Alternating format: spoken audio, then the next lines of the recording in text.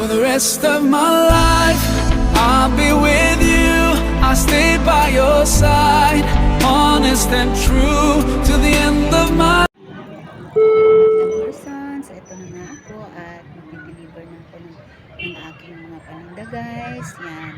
Yan ang aking trabaho pag mayroong mag-order sa akin. So ito nga guys, nakabili pala ako ng isda dyan at aking ipiprito guys. Dahil minsan lang naman ako kumakain ng isda guys. Wala talaga akong planong bumili kaso nadaanan ko kasi siya, kaya yan guys. Ating lilinisin na. At sobrang laki. So, ito na nga guys. Lilinisin ko na yung aking isda na nabili. Yan. Masyadong mapurol yung yung kutsilyo ko dyan guys. Kaya, tingnan nyo, nahihirapan talaga akong anong tawag doon, magkiskis. Yan. As in, talagang mapurol siya guys. So, yan nga guys. At tawag doon, yan naman, yung pechay guys, bumili din ako guys para gawin ko siyang parang salad lang.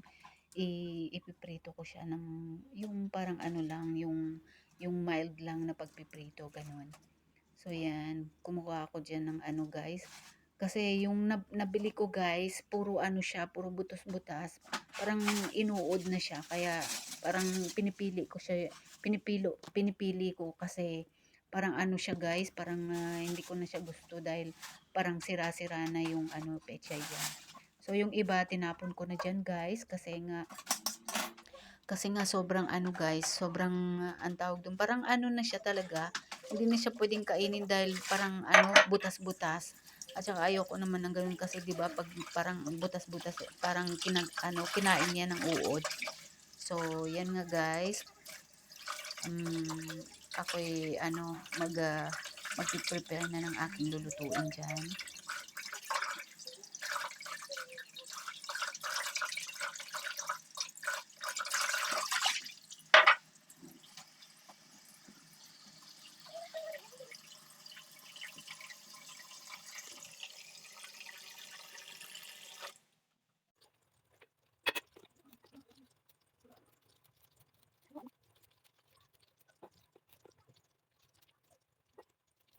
So, yan guys, nagpe-prepare na ako ng salad ko dyan para makakain na rin ako guys. Magpiprito na ako ng aking ulam. So, hanggang dito na lang yung aking video guys. Thank you so much.